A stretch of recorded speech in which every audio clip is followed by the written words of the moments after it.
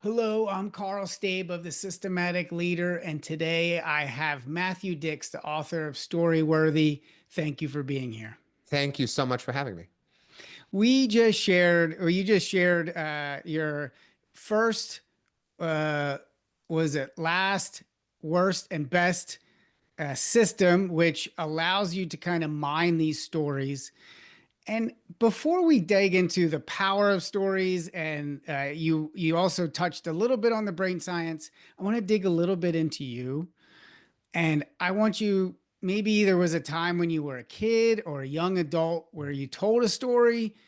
Can you bring us back to that moment and why did you feel this? How did you feel this power, or what was it like? And kind of paint that for us.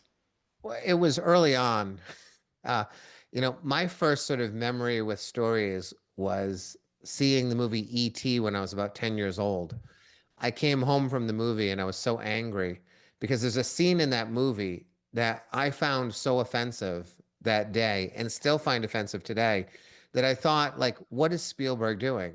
And so when I was 10, I wrote to Steven Spielberg telling him that I love his movies, but he always seems to have like one stupid decision in every one of them. And I offer to him, if you send me the movie before you show everybody else in the world the movie, I can tell you what the dumb thing is and you can get rid of it and make your movies perfect. For a long time, I was actually mad at Spielberg for not replying. And then just recently, it occurred to me there's no way my mother sent that letter. Like in 1981, there's no way without the internet that you can ever find the address to anything, right? She probably looked at it, laughed, and threw it away. But, it's a signal that like very early on, I was looking at story and thinking about it in a way, whether it worked or didn't work and how did it work. I was a kid who grew up in a home where I didn't get nearly the amount of attention that I wanted or needed. And so I know that early on, I discovered that if I tell stories, especially about the stupid things I did, the failures, the mishaps, the embarrassments, people paid attention. So early on, I became the kid who was always telling stories about himself and whenever possible, telling stories about my indignities and embarrassments. And to this day, I'll walk in the door and say to my wife, honey, I just did the worst thing. I am so excited. I have a great story to tell. And she'll say, that's great, but can you peel the carrots? Because I'm trying to get dinner ready here.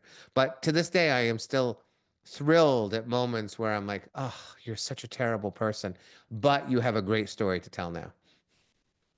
I love that. I think it really does show, right? Like there are parts of us that it just comes natural to us. And for me, that was systems. I really love how things fit together. And I think as you grow in your career, it's leaning into that stuff and it's saying, okay, what stories did I as a kid, what did I do even as a young adult, and how you can weave them together. But I think it's fascinating because you particularly look at movies and you're like, okay, that was a great movie except for this. And then I actually forget the movie, but your wife was like, well, don't ruin it for me, but then tell me after the movie was over. Wonder Woman. Wonder Yeah. Woman, that was it. Yes, Yes. yes. Terrible movie. Like so anti-feminist. It's ridiculous. Yeah. My wife knew when we left the film, she was like, I know there's something wrong with that movie. I can see by the look on your face. I like it. And I know when you're done speaking, I'm not going to like it. So can you just let me enjoy it for a little while? I told her I never have to tell you what's wrong with it. I can keep it to myself. She's like, no, no, I want to know, just not yet. Oh, well, what was wrong with the ET movie that you felt? Oh, there's a scene in ET where they're they're dissecting frogs. And first of all, the kids have to kill the frogs. So they're living frogs that the kids are going to euthanize, which would never happen. As a kid, I was like, this is such nonsense. They would never have the kids kill the frogs. And then Elliot, who's in the room, he decides, because he's connected with ET, he decides, we can't kill these frogs. I'm going to free them. And so he starts running around the room, releasing the frogs. And all the frogs, like, miraculously know where the open door in the classroom is to the field. And I'm just looking at that as a kid and going, there are no open doors in classrooms that lead to fields. Frogs don't all march in the same direction at the same time. That teacher would have that locked down in half a second. Like Elliot would be out the door and on his way to the principal's office. The whole scene was like portrayed by someone who had not been in an elementary school classroom in 40 years and thought it operated in a way that I understood it didn't. And as an elementary school teacher today, I can tell you it still doesn't. So that's seen as a disaster. Mm. Okay, I love that. Okay, and this is the type of mistakes we don't want people to make as leaders, right? Like you can tell a story, but maybe it's a little too embarrassing, or maybe it's you talk about how you crashed your Porsche or whatever, and people are like, you have a Porsche? Like there are certain there are certain ways to really have that audience gravitate towards you. So can you give us a little breakdown of like, okay, well, how can a leader tell better stories, connect with their people, and influence the projects that they're working on? Well, the best thing that I teach, the best system I have is something I called speaking through adjacency, which means we're going to identify a goal that we have, a mission, something we want people to believe in. And then we're going to tell a story, but we're not going to tell a work-related story about it. We're going to tell a story related to the theme, meaning, or message that we're trying to deliver outside of work. And then once we've told that story, we'll bring it into work. Let me give you an example. There's a guy named Boris Levin. He's my first and best client. He actually just sold his company for $1 billion. Good for him. Like, I'm so happy for him. Yeah. A beautiful company, employee owned business. Everyone owns shares in the business. And so he's a wonderful guy and he's a great storyteller. So he decides that his accounting team or his financial people, someone in the business, they're making too many small mistakes. And he wants to send the message to them that we need to clean this up. We need to be more precise. As a leader, he could go into the office and just tell everyone, clean this up, where you need to be more precise. These are small mistakes, but they might amount to something someday. Let's not let that happen. Instead, he says to himself, where in my life have I failed to account for small mistakes that eventually became a big mistake? And he tells them a story. And the story is about traveling with his family to, I think, Aruba, one of the Caribbean islands. And it's his family, his wife, and his kids, and he has his father with him. And they're flying over North Carolina, heading down to the Caribbean, when his father collapses in the aisle of the plane and has a medical emergency, a legitimate like emergency that causes the plane to divert and have to land. And everyone gets off the plane and they have to rush him to the hospital. And ultimately, he's okay. But while Boris is thinking about how did this happen, he says to himself, well, my father lives in St. Louis and he has cancer. He has the kind of cancer that's like so slow growing, like old age will kill him before the cancer will, but it is debilitating. So he tells his father to get on a plane in St. Louis all by himself, even though he's 88 years old. And he has him fly to Connecticut. He picks his father up around midnight at the airport, brings him home and puts him on a couch and has him sleep on the couch for 6 hours. Then he wakes his father up without any breakfast, brings him back to the airport so that they can fly to the Caribbean. So he's got a father who's sick and who's old and who's certainly dehydrated now after flying and, not having a chance to eat anything. And he puts him on a plane, and as a result, his father has a medical emergency. And he tells his people, he says, that is a culmination of small mistakes on my part. Each one of them, independent of the other, probably wouldn't have resulted in a problem, right? If I had gotten my father into a bed and let him sleep for 8 hours and given him a breakfast, like everything would have been fine. But it was all the small mistakes piling up that resulted in the diversion of a plane, a loss of 3 days of vacation, and screwing up the travel plans for a whole bunch of people on that plane and risking his father's life in the process. So he tells that story. The the team doesn't understand why he's telling the story yet, and that's great because they just believe it's a story. And at the end of the story, they believe that the culmination of small mistakes can sometimes result in something disastrous. He lands that message in their mind in a story where he expresses vulnerability and truth about himself.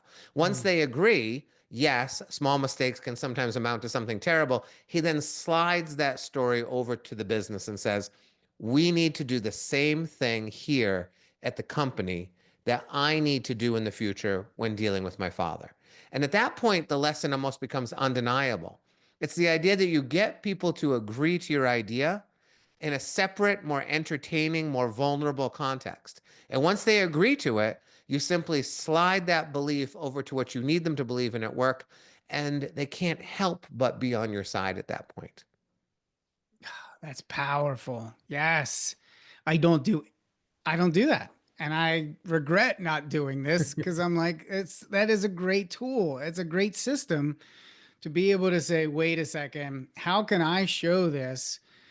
Because what just in that story alone, because I pictured my mom, because she's 78, and I could see her being in that same type of condition. And yeah, you don't realize like you know, if you're in your 40s or 50s or whatever, you could handle that, but not somebody who's 88, and you don't see all that adding up. But even in a business, and then people are feeling for you and have empathy for you and what you went through. And then that opens them up to the idea of, okay, we've got to make changes in our own lives and at work here. So, okay, let's go back a little bit because I think that's a beautiful system. How do you tell that story? Because you've talked about not being linear, right? Like, you know, A happened, B happened, C happened, D happened, and then end of story. Because most people will start to tune you out after that. How do you tell it in a way where people are really truly listening to you? Well, you got to tell a good story, which I know is easier said than done, right? So, when it comes to stories, first we have to understand what a story is, which is not a series of events that we will then report on, right? That is called reporting, and nobody wants that. No one's ever hoped that you would stand in front of us and offer a report, right? So a story is about change over time. It is, I used to be one kind of person, and then some stuff happened, and now I'm a different kind of person. Or I used to think one thing, and then some stuff happened, and now I think a different kind of thing, right? That's every book you've ever read, every movie you've ever seen, every television show you've watched. They're all essentially about this. A protagonist, in this case, you, changing over time. In Boris's case, it is, I once was a guy who thought he could just sort of haphazardly bring his father to Aruba without any concern over health. And then some stuff happened, and I realized, my goodness, a whole bunch of small but stupid mistakes on my part threatened my father's health. I need to pay attention to the details, particularly when I'm dealing with an 88-year-old man. And then also, by the way, in our business as well. So understanding what a story is really important so that you can actually tell a story as opposed to an anecdote or a series of events. Once you have that, we always start stories at the end, meaning we have to know what we're trying to say before we open our mouths. Most people start stories at the beginning. The first thing that comes to their mind is the first thing they think, and they meander their way to possibly something of meaning at the end. A storyteller says, what am I trying to say? Right? So Boris says to himself, what am I trying to say? I'm trying to say an accumulation of small and stupid decisions on my part threatened my father's life. Thank goodness he's alive. That's what I'm trying to say at the end, right? Once you know what you're trying to say, the path is clear. You know what to say. Everything that you should say should lead to that end point. And then you got to choose the right beginning, which is usually the opposite of the end. That's how stories work, right? So if at the end of the story you discover that small decisions, small but bad decisions accumulated over time create disastrous results, the beginning of the story should be, I don't think that small decisions are going to be a problem, right? I think I can put unnecessary pressure on my father because he can handle it, right? That's how all stories work. The romantic comedies are the best example of this. Two people are not in love at the beginning of the movie, they are in love at the end of the movie. But all movies work this way. The hero at the beginning of the movie will fundamentally lack something or need something or fix something. And by the end of the movie, that will be the case, right? That is how all stories work. Once we start doing that, people will pay attention to us. That was just a little small unlock for me there. That little system of starting with the end. And then the unlock came where you said, yeah, you want to almost do the opposite to start the story, Right. which makes sense. Cause like, yeah, if you start off saying, this is about small things and everybody's like already like, oh, whatever, I'm tuning you out. Yes. But if you just start telling the story of like, oh, we're going to do this grand vacation and it's going to go so well and it's going to be beautiful, and then it doesn't end up like that, that's powerful because now you've that pain that you've been able to create inside of people is what I'm guessing is what sticks with them, and that comes now that leads me to the psychology behind storytelling and why it's so powerful, because you kind of alluded to it at the beginning, or actually in the 5 minute assistance segment, and now I want to hear why should we really listen to you and be able to start to activate and put this into our careers? Well, our brains are wired for storytelling. For all except for the last, let's say, 1/4 of 1% of human existence, we haven't been able to write anything down. Like writing is actually a fairly new thing for human beings.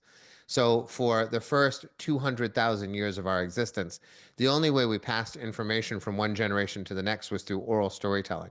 It's the only reason we're alive, right? There's animals that definitely should have eaten us a long time ago. They were faster and stronger than us. But because we could communicate information, we were able to grow a culture, whereas animals can't because they can't communicate. And as a result, evolution has designed our brains to be attuned to stories. Stories were literally the way we used to stay alive. So our brains evolved to register stories as a survival mechanism. It's not necessarily true today. We have doors and Doritos, like we're fine. We don't have to worry about the animals getting to us. But our brains don't know that. Our brains are still operating as if the world is filled with danger. So when I start to tell you a story, chemical changes happen in your brain designed by evolution to make you pay attention to me. So if I start telling you a story and your brain recognizes it as a story, which means we should start telling stories as quickly as possible, chemicals like dopamine get released, which make you feel great about what's happening, right? And you associate that greatness with me. Oxytocin gets released, which is the connection chemical, and makes you like me more, even if you don't want to like me. It's unavoidable that you will like me. Serotonin gets released, which improves your comprehension and your alertness. Endorphins get released, which makes you feel better about the environment you're in at that moment. All of those things happen, which leverage the brain chemistry and make people predisposed to wanting to hear you, remembering what you have to say, and feeling more deeply connected to you as a result. So, for that reason alone, we should be telling stories. But our brains are also wired to remember stories. So, you probably can remember the plot of a movie you saw when you were 10, even if you've never seen that movie again. It's fairly vibrant in your mind. But if I said to you, can you describe the last bar graph you saw? Or can you talk to me about the last PowerPoint that someone put you through? Right? You can't recall that with the same clarity because our brains aren't evolved to pay attention to bar graphs and PowerPoints and even speeches. You probably can't remember the convocation speech or the convocation speech given at your high school or your college, even though that was one of the most important moments of your life. Unless that person who is speaking told a story, it's probably all lost to you. And that's because Mm. it's stories that we remember.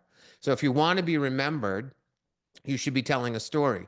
And that's why speaking with adjacency is so powerful because I can tell you a story about my life and then I can relate it to the business purpose or the goal that I have in mind. And that's why people remember folks like Boris because they're telling stories about the things that they want people to know. Okay, and I love that. And so when Susan is at her desk and she decides that she needs to double check her work because now that story of her boss talking about her 88-year-old father rings or plays in her head, and she's like, I need to really make sure I'm doing the extra due diligence here because that story comes back to her again. She recalls it, and now she's doing this task a little bit with a little bit more attention to detail than maybe she would have if she never heard that story. Yeah, it gets even better than that too. Depending on the kind of story you tell, it sort of it creates reminders in the world. I was working with a biotech in Boston. I was training scientists to tell stories as part of their scientific presentations. They were trying to get leads from the people who were attending the conference, sales leads. So this one guy, John, he's the best of the bunch. He needs to talk about tubes that his company manufactures.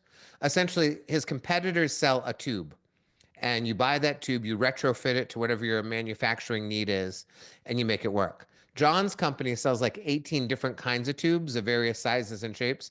They're a lot more expensive, but you don't have to do any of that retrofitting. So John gets on stage. He's supposed to be talking about these tubes, and instead he talks about grocery shopping. He says he hates Saturday mornings because he has to shop for his family, and his family is miserable when it comes to making shopping lists. His son like just randomly shouts out things that he needs throughout the week, and he's supposed to remember. His wife will just send him text messages whenever she notices something, so he has to like collate 20 text messages on the Saturday morning.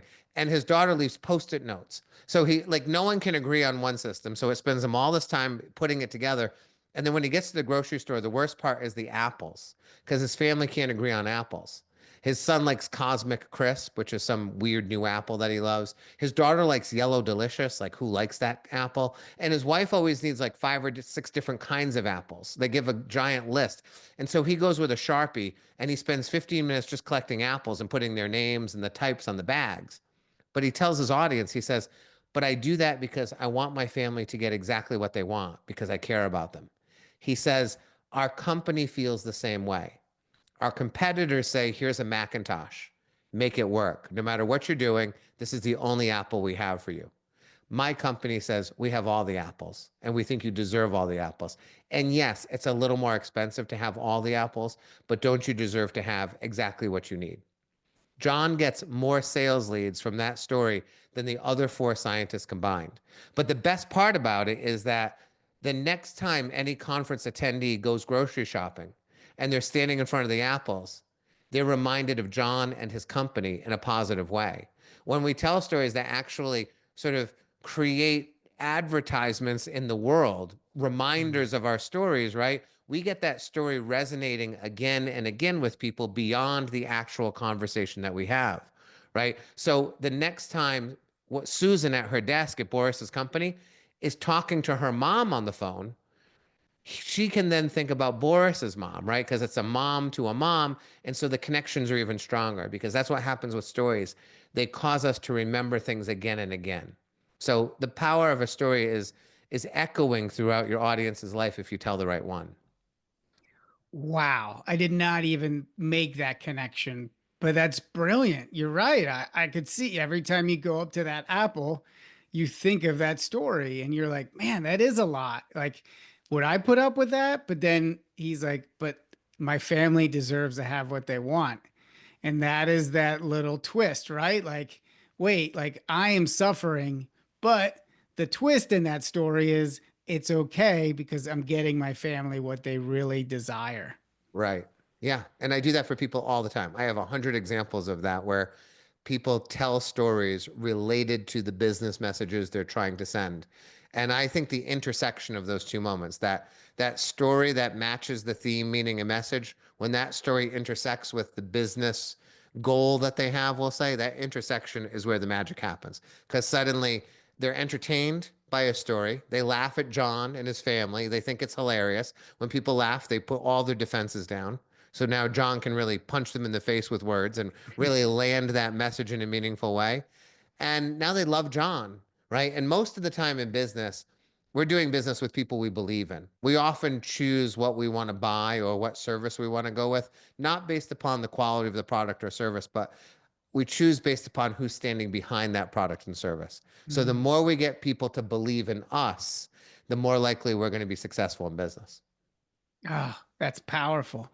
Because, and even if you have a small team, right, and you're telling stories and you want them to be able to do a certain thing, if you do that adjacent storytelling, you are connecting with them and they're remembering it. And it could be, trying to pick out the perfect laptop or whatever it is, right? And now every time they go to their laptop, they're thinking about that story and they're thinking about how they can probably better or more effectively do this type of work. Exactly. Yeah. It's it's I was going to say it's simple. It's not simple, but it's very doable for all people. You just need to have stories to tell, which is why first, last, best, worst, and a lot of my other story finding exercises can be so useful because the person with the most stories to tell is probably the best storyteller. Because if you tell me, Matt, I want you to have a story that matches this theme, I will never say I don't have a story that matches this theme because I am obsessed with finding and collecting stories from my life. The more you become like that, the more likely you'll have the content you need. Mm. Okay, and so actually, I know you have this system called homework, and I've been trying to do it, and I think I've been doing it wrong because I'm looking for things that are just beautiful moments in my life, right? But That's great. That's it is good. It is good, but yeah. I and that is something that I really appreciate and enjoy doing, but I think I'm missing a really cool part of still adding to that is things that have gone wrong, mistakes that Oh, I made. for sure. Yes. Because I think, and maybe real quick, explain. I'm trying to make this interview a little special and different, but I feel like we're touching on a lot of the things that you've touched in other interviews. So I'm going to try to explain what homework is because I don't want to leave people on a cliffhanger. And then Right. I'll try to switch it up on us a little bit. Sure. So, homework for life is the idea that every day is worth remembering. And it's probably filled with moments that you'll want to hold on to, either because your life is worth remembering, or you want to also gather the content you need to deploy it whenever you need it, whether you're talking to your kid, your spouse, or a customer or an employee. So, at the end of every day, I sit down and I ask myself, what's the most story-worthy moment from my day? I don't write the whole story out because that's a chore, that's a job. I write for a living. It is a chore and a job. What I do is I have a spreadsheet. I actually have an app coming out pretty soon that's going to be great. It's going to help you even better to do it. But essentially, on my spreadsheet, it's a date on one side of the column or one column with the date. And then I stretch the B column across the screen, in an Excel spreadsheet or Google Sheets. And it's in that B column, the length of the screen that I put my story in. It's a 5 minute hit on what your day was like. And I'm looking for moments of meaning, things that stuck out, things I did for the first or the last time, disappointments, regrets. I hear someone say something awful or beautiful or hilarious. All of those things go in.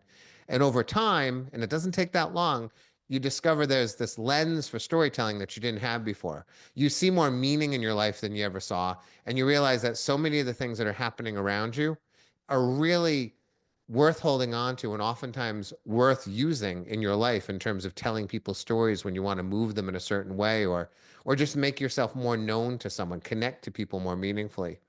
It's something you have to do every day because every day is worth remembering and living. And it's going to allow you to see your life with a clarity and a depth that you haven't seen it before. People always say time flies. It doesn't. Just ask someone who's incarcerated if time flies, right? It does not, right? Ask a teacher who does recess duty like me if time flies. It does not. 30 minutes is an eternity when you're on recess duty. But what happens is if I asked you right now to remember 2019, how many days or even moments from 2019 can you remember? Right? If you're really good, you might be able to remember 100 days from 2019, which means you've taken 365 days and shrunk it down to 100 days, right? And over time, that 2019 is probably going to shrink down to 10 days. Mm. And that's why time feels like it flies by. It doesn't. It simply goes unaccounted for. If you had actually taken a moment to sit down at the end of every day and take note of a few things that happened that day that were meaningful to you, then 2019 would have the depth and breadth that it deserves, right? It really was a year filled with lots and lots of things. You just can't remember them. Middle school is the great example of this. Middle school is a daily battle. It is braces and acne and crushes and bullies and accidentally calling your teacher mom. Like every day of middle school is story worthy. And yet, if I asked you how many days can you remember from your entire middle school career, some people are like none, a dozen, maybe 2 dozen, right? That doesn't mean your middle school years weren't filled with things to remember. You just didn't make an effort to hold on to them in any meaningful way. So, Homework for Life says hold on to those moments. They're worth holding on to. Mm. And I think for me, that system is at the end of every day, usually around this time. But now it's going to be after this interview. I try to write down my stories and I try to really make sure that I'm capturing these. But now I'm going to capture some of the pain points too, because I think those are really powerful because they help you be able to make that twist, that the before and after effect, right? Like, and you whatever pain that you went through, at some point you learn something from it, and there's always a positive that come out of it. Yeah, it's why I sort of don't love gratitude journals, right? Because gratitude journals dispel with the idea that hard stuff isn't worth holding on to. I think it's really Mhm. worth holding on to a lot. Someone says something awful to you. I think you should hold on to that. I think it's worth holding on to. You might be in the middle of a story, you don't even realize it. So if you're just looking at your life through the lens of positivity, you're leaving a lot on the table or a lot on the floor that should be picked up and held on to as well. Hmm. And okay, I mean, and as leaders are listening and and they're like, oh, like stories are powerful. I'm going to tell more stories. How do we remember? How do we make sure we are conscious of telling these stories and doing it in a way? Because I could see where people maybe try a story and it crickets, or maybe there's a little awkward silence, or people laugh at it, or whatever it is, and then we go back into our shell. How do we break out of that so we don't allow the reactions of other people to determine the stories that we tell? Well, one of the things we can do is foster a culture of storytelling, Mm, meaning, as a storyteller myself, I am aware that I can dominate a conversation with an entertaining story. So, what I do is when I walk into a room, I try to be the last person to speak. And what I do is I'm gathering information because when I finally tell a story or something, I want to say the thing that's going to have the most impact. And by doing that, I ask lots of questions and I encourage people to tell stories. You're always going to feel welcomed as a storyteller if you've given other people the time to tell their stories, right? mm, So I give people the chance to speak. I listen carefully to what they're saying. And then the other thing I try to avoid at all times is content matching. And that means if you were to tell me a story about your cat, and your cat, let's say, got out this morning, and for about an hour you were afraid you had lost your best friend, right? You couldn't find your cat, and eventually you found it under a bush, and you brought your cat in, and you're so happy that it worked out. I'm not going to tell you a story about my cat because that's content matching. That essentially means you told a story about a cat, so I'll tell a story about a cat. It often feels like I'm trying to one up you. People don't like that. What instead I'll do is I'll listen to you tell your story about your cat and I'll look for what you're really trying to say, which is if your cat got out and for an hour you were terrified about losing your best friend, and finally you found your best friend and brought your cat home, I'll say, oh, that's kind of a story about responsibility and what can happen when we feel we are in charge of the well being of another creature, we'll say, and how mm, devastating that can be when you feel like you've let someone down. And so the story I'm going to tell in response to your story is going to be a story about a time that I let someone down or I felt the burden of responsibility, not related to a cat. That's how we express empathy. When we tell someone a story that doesn't reflect what they said on a content level, but on a feeling level, then they understand that we weren't just listening to what they said, we found out what they were feeling, like we unlocked them. And so mm, asking yourself while someone's speaking, what do they really mean? Grice's razor is a belief that most of what people say is not what they mean, right? The surface level conversation is not reflective of what people are really believing and thinking underneath. And so, what I teach people is we're not going to listen because that just means your ear holes are open. And we're not going to actively listen because that means ear holes and eyes are open. We're going to strategically listen, meaning while we're listening, we are probing and saying, what is going on really underneath this story? What is the motivation behind it? What are the feelings behind it? And when we figure that out and we can respond in kind, that is an expression of empathy. No one will ever be unhappy that you told that story because it's not only an entertaining story, but it's a signal that I heard you at a level that most people don't. mm. Oh man, another great little system there. I love that. Yeah, because you're right. And I'm guilty of matching, right? Because you're like, well, let's connect and let me tell you a story about my cat. And it might not even be a story about, really the responsibility. It will just be a story about this nice cat that I had as a kid or something, which makes it even worse because it's like, well, I almost lost my cat. Now you're telling me a story about how great your cat is. Right. Yes. Yeah. And it's sort of like, it is the kindergarten version of conversation. It is, you said cat, so I'll say cat, as opposed to you said responsibility without using that word. So I am now going to say something about that also without using the word, but you'll feel it as a result of the story I tell. And so if I'm a boss or I'm a leader and I'm listening in this way, very strategic, what I'm putting am planting in my brain the seed is curiosity of really understanding this person, getting underneath the story of what they're saying, and getting a better grasp of who they are, so I can connect with them on a deeper level. Yeah, if you want to inspire, motivate, and retain your employees, this is exactly how you do it. People are not sort of excited about being at a company as much as they're excited about working for particular people or with particular people, right? We stay Hmm. with the place that we work at typically because the people we're with are people who we believe in. And the best way to just make people feel like you're on their team so that when you have to say the hard thing to them, they can hear it because you've expressed that empathy so often that the hard thing comes through as, as almost kindness or, a necessary correction as opposed to indignation or indictment. So, yeah, I think the best way to get people to believe in you as a leader is to do what I've described. And it's funny too, as a parent, I am. I look and I shake my head because I'm probably being like, hey, you got to work on this, but I don't tell stories at all. I'm just like, hey, I'm noticing this thing. You've got to work on it. You've got to improve. Like the other night, my 15-year-old son, he's a great kid.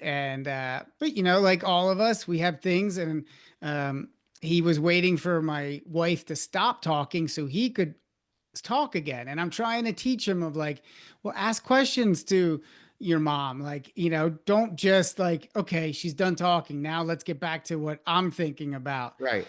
But instead of, I just corrected him, which probably went on deaf ears because he's 15. But if I told an adjacent story, maybe not in that moment because that might be weird, but maybe afterwards, right? And be like, hey, this is what happened to me. And like, and then I can I can put that, I can push us back onto that moment and say, hey, this is something that we can all work on. Right. Or Okay. even better, don't even tell them the story and say nothing else, especially for a teenager. People are much more Mm, likely to sort of take your lesson if they are able to glean it themselves, right? So rather than you saying what the lesson is, you just show them the moment that you experienced and then you walk away. And if you do it often enough, it's probably not going to work the first time. But if you do it often enough, your teenage son will start to put it together for himself and be so much more receptive to it. In the same way, employees mm. will do the same, right? You can tell your employee, do this, or you can tell a story about a time when you didn't do it and then just walk away and let them put all of that together. That just feels better for people, and those lessons stick a lot more. Mm. Okay. So the system there is just tell adjacent stories that help drive home the point of, in my case, listening to other people, where I made that mistake and I didn't listen, and then something bad happened, and like what I learned from it, Yeah, versus, hey, now you need to apply this really brilliant lesson from me. And especially if, because if you do that all the time, and I'm guessing that great boss that's told his employees about those small things add up, he probably maybe over time have told other stories that have built up, and then maybe you, like you said, you built that credibility or you built that trust, and now when you do tell a story and then point it towards something, you're not doing that all the time, because then every time you tell a story they're waiting for the shoe to drop. right, exactly. So, you strategically choose when you want to include that direct message at the end of the story versus, hey, I'm just telling you a story today. Yeah. And that comes back to taste, right? The taste of what works and what doesn't, and seeing those patterns over time. And this comes back to maybe, taking notes. Do you take notes on what stories? Because I know you've done the Moth. You've won awards for your storytelling. And I'm curious, do you have a 2-minute story that you can share? And the spoon story is really powerful, and people can look that up. The story about a boy who brings in this spoon in the class. Um, I don't, I don't think you can tell that in 2 minutes. But do No, you have a story you can tell in 2 minutes? Because I think this is the power of stories. And do you have a 2-minute story? I'm sure I do. I always have a 2 minute story. I'm trying to think if something happened today that I could actually tell as a 2 minute story, because that would be fantastic if I can just mine the day that I just lived. Yeah, I got a story. All right, so I've never Okay. told it. It's not going to be great, but it'll be fine, right? It'll be okay. I have to be careful because I don't want to give away any private information about students and things. Maybe I should. I'll go for it. Why not? So let's see. My my paraprofessional, the woman who I work with every day, her name is Ellie. She comes to me outraged. She walks into the classroom and she's angry. She's angry because one of my students went home yesterday and went home with another student without permission, which is not a big deal for 10-year-olds. They're practically grown-ups. We never really know how they get home. Some of them ride bikes, some of them walk. Like they're not kindergartners who are passed off to children. They just sort of like leave and we trust they will find their way home. But for some reason, someone has decided to choose this hill to die on and create problems for my paraprofessional, Ellie, complaining about the fact that this student went home with another parent without permission. And I tell Ellie that this isn't a big deal and that she should calm down and just let it go, which is something I tell people all the time because almost all problems are ultimately irrelevant in 48 hours. And I always preach to people that if the problem is going to be irrelevant in 48 hours, let's just make it irrelevant right now and move on with our lives in a positive way. Ellie doesn't always hear this. She's younger than me by 20 years and she's fiery, but she actually manages to back off the moment and move on with her day.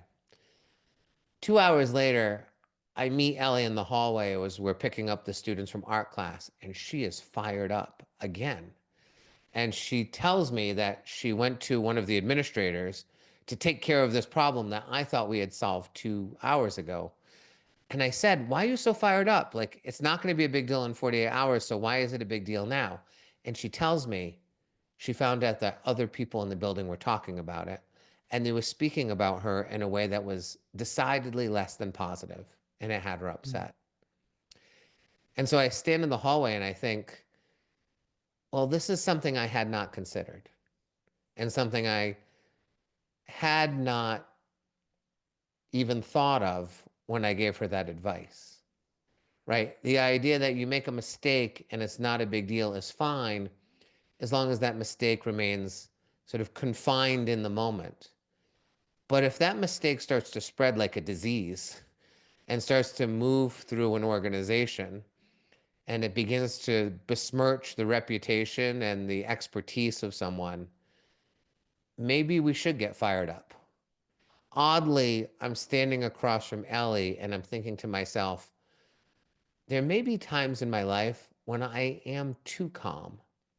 And when my advice about letting things go is not quite right, that perhaps I need to stop and consider the confines of the problem and whether this problem has the opportunity to expand and spread. And if so, then maybe we should be damn angry about it and take care of business. Thank you. All right. So that's something that happened a couple hours ago. I love that. And so, just like you talked at the beginning, a good story is, hey, this is the beginning, and now there's a change of wait, maybe we should be fired up about things. Right. Yeah. So essentially it's a story about a guy who thinks that most problems are really irrelevant and we should stop being so upset about things. And then some Mm, stuff happens. A young woman sort of essentially teaches me a lesson. She didn't let it go, found out some more things about it, and discovered that, something did need to be done. And literally in that hallway, I thought to myself, maybe I need to be fired up a little more often than I am. Like I tend to think I just don't want to deal with that problem and it'll be gone soon. So I thought to myself, I might just be a little lazy. That was the thought I had. mm, Like maybe what I call letting things go is if I just don't do anything, it's easier for me and eventually it will go away. So who cares, right? And maybe it's more laziness than strategy. That's a thought I'm Mhm. still pondering. Like, is that true or not? But either way, I changed over time, and that's why that story popped into my mind. Oh, I love that. That was right off the cuff, first time ever recorded on a podcast It's story. true. So we Yeah. got it. Yeah. Yeah. uh, oh, well, this has been fantastic. Where can people go to find out more about you? Oh, so they can go to matthewdix.com, or if they're really into storytelling, they can go to storyworthy.com where you can I have courses and workshops. I actually have a free academy, hours and hours of free video tutorials on how to tell better stories. So start there and just dig into all the free content and you'll become a better storyteller. Cool. Thank you so much. Yeah, thanks for having me. I really appreciate it.